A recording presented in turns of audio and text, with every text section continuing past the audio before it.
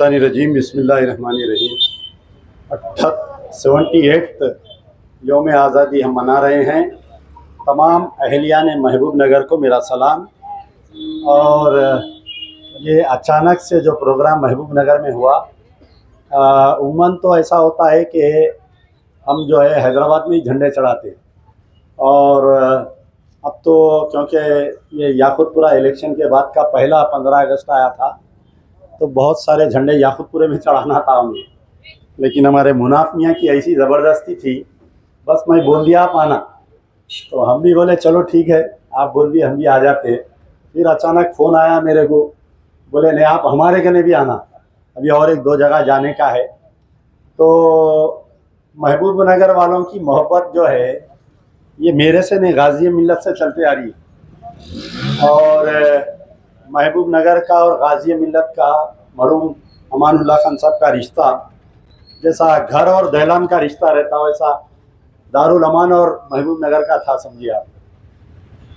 कई मरतबा ऐसा होता था कि यहाँ पर कुछ वाक़ियात होते, हालांकि कई ऐसे एमएलएस गुजरे आपके ने जो बहुत ही मुस्लिम पसंद प्रो एमएलएस भी थे। मैं समझता हूँ एक दो तीन एमएलएस का मैं नाम, जो आपके फॉरेस्ट मिनिस्टर थे चंद्रशेखर राव साहब बोल के कुछ नाम था उनका, अशार वशार भी पढ़ते थे, तो उसके बावजूद लोग प्रीफर करते थे खान साहब से काम लेना। आपका पासपोर्ट का काम रहने दीजिए, आपका कोई भी काम रहने दीजिए, the first person was Amanullah Khan साहब। तो ये रिश्ता हम भी कोशिश करते। तो कई लोग मुझे हैदराबाद वाले पूछते, यहाँ पर तो महबूब नगर में ऐसा है कि तस्मिया खानी की भी दावत में आओ बोलते मेरे को, छिल्ले छट्टी की भी दावत में आओ बोलते। अब रोड वगैरह अच्छी बन गई, पहले तो हैदराबाद से महबूब नगर आने 4 घंटे लगते थे, अब बराबर 1 घंटा 1.5 घंटे में हम आ जा रहे हैं अब। तो बहरहाल अल्लाह से दुआ है कि अल्लाह ताला आपकी हमारी मोहब्बत को बरकरार रखे। दूसरी चीज़ यह है कि अभी हमारे मैडम बोल रहे थे टेम्ब्रिज स्कूल के बारे में, ये बहुत अच्छी पॉइंट उठाए कि आपके महबूब नगर में मैं समझता हूँ 6 रेसिडेंशियल स्कूल है और 2 रेसिडेंशियल कॉलेज है टेम्ब्रिज के। यकीनन आज वो बेचारे एमएलए नहीं हैं, लेकिन मैं उनको इसकी क्रेडिट श्रीनिवास गौड़ साहब को देता हूँ। देखिए, सियासी अख्तिलाफात अपनी जगह, अगर कोई काम करा है तो अमजदुल्ला खान उसकी बराबर तारीफ़ करता है। यकीनन मेरे को बीआरएस से कई चीज़ों में इख्तिलाफात था, लेकिन श्रीनिवास गौड़ से मैं बराबर मिलता था।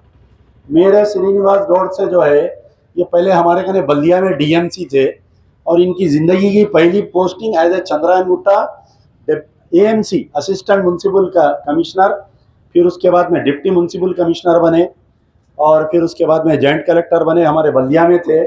उसके बाद में रिज़ाइन करके पॉलिटिक्स में आए, एमएलए बने, मिनिस्टर बने। तो ये जो 6 रेसिडेंशियल स्कूल्स है, मैं आज से कुछ दिन पहले टेम्ब्रिज की ऑफिस को गया था।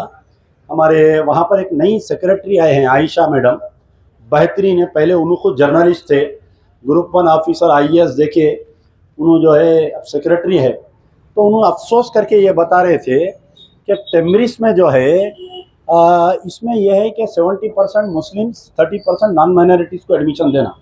अगर 70% मुस्लिम्स का कोटा कंप्लीट नहीं हुआ तो they are liable to give admission to other minorities. ये 70% हम पूरा नहीं कर सक रहे। आप लोग कल जाइए, जाके एक एक स्कूल का वो देखिए, तो आपके महबूब नगर में टेम्ब्रिज में कई एडमिशन्स नहीं है। तो ये बड़े अफसोस की बात है, जबकि गवर्नमेंट, मेरे पास कई लोग आते कि फ़ीस के लिए आते, वो बच्चों के ड्रेस के लिए आते हैं। अरे गवर्नमेंट की तरफ से आपको हर चीज़ का फैसिलिटी है, आपको यहाँ तक के जूते, पैताबे, बेल्ट, टोपी, खाना, वेजिटेरियन, नॉन वेजिटेरियन, फ्रूट, फिर बच्चों का मेडिकल चेकअप हो रहा, वहाँ पर हर चीज़ हो रही। और हमारे मौजूदा जो चेयरमैन साहब है फ़हीम कुरैशी साहब, ये खुद एक दयानतदार इंसान हैं, बहुत मेहनत कर रहे हैं।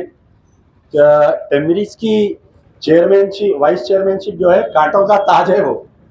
तो बहरहाल फ़ायदा उठाइए, ये वक्त नहीं है, क्योंकि यौम आज़ादी हम मना रहे हैं।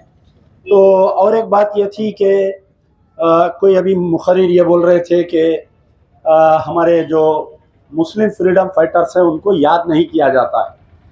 तो एक आप गौर करिए, ये एक साजिश चलते आ रही है, यानी जो खलम जिसके पास था आज़ादी होने के बाद में, तो चाहे वो कम्युनिस्ट के रोल में रहने दीजिए, चाहे वो आरएसएस के हिंदुत्व के रोल में रहने दीजिए।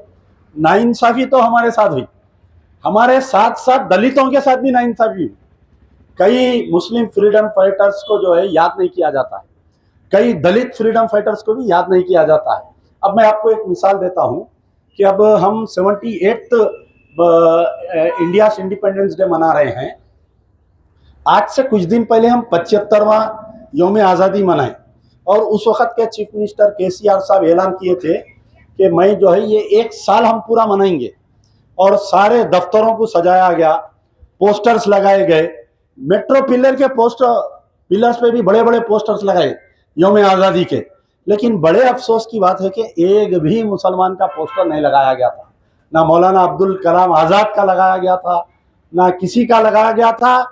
जुल्म की इंतहा हैदराबाद के मक्का मस्जिद के जो इमाम थे मौलवी अलाउद्दीन, वो जो है इमाम थे जो 1857 में जो हैदराबाद रेसिडेंसी पे हमला हुआ था। आप लोग तारीख निकाल कर पढ़िए, हैदराबाद में यहाँ पर एक ब्रिटिश रेसिडेंसी हुआ करती थी जो अब फिलखत कोठी का वुमेन्स कॉलेज है। तो मक्का मस्जिद के इमाम बाज़ाफ्ता मीटिंग लेके जोहर की नमाज के बाद में मक्का मस्जिद से एक जुलूस निकला और कोठी पे ब्रिटिश रेसिडेंसी पे हमला किया गया। और वो हमला करने वाले जितने भी थे उसके अंदर 99% मुसलमान थे जो मौलवी अलाउद्दीन की सदारत में गए। फायरिंग हुई, उनको खुद तकरीबन 2-3 गोलियां लगे, ताहयात जब तक जिंदा थे पर में अपाहिज हो गए थे और उनको जेल की सलाखों में पूरी अंधेरी कोठरी में रखा गया उनको ताहयात। तो ऐसे जो हमारे देश के लिए आज़ादी करे, हम हैदराबाद के फ्रीडम फाइटर को हम भूल जा रहे हैं। तुर्रेबाज खां, एक और एक नाम मैं आपको बोलता हूँ, बेगम बाजार का रहने वाला एक तुर्रेबाज खां जो इंडिया की जो ब्रिटिशर्स की फौज में थे, उनकी ड्यूटी थी तिरमलगिरी में। तो ये बगावत का झंडा उठाए जब 1857 में, और वहां पर हंगामा हुआ, उनके साथ में कई फौजियां हमला करे तो यहाँ से एक बटालियन जाकर उनको गिरफ्तार करी, उनको गाड़ी के टायर से बच के तिरमलगिरी से लेकर कोठी तक लाए और तकरीबन 1 महीने तक उनकी लाश को, वो जो रेसिडेंसी की गेट थी, वो लाश को वहां पर गेट पे लटकाए ताकि कोई मुसलमान फिर से जो है अंग्रेजों के साथ बगावत ना करे। आप जाइए कभी कोठी गए तो वहां पर एक उनका मुजस्सिमा है, पुतला है तुर्रेबाज खां की, तारीख नहीं मालूम। तो ये बात है कि बड़ा अफसोस हुआ मेरे को जब देख के केशव राव साहब जब उसके कुछ कमेटी के चेयरमैन थे, मैं जाके बोला आपसे ये उम्मीद नहीं थी, बोला आप तो एक सेकुलर इंसान है। तो कहीं ना कहीं हमारे साथ जो है एक सिस्टमैटिक दानिशता तौर पे प्री प्लान्ड करके साजिश की जाती है, लेकिन हम भी तो छोड़ने वाले नहीं है। हम कौन सा हिम्मत हार के है, हम जो है आज़ादी लड़ लिए, हमारे आबाओजाद हिंदुस्तान को आज़ाद करा दिए नहीं।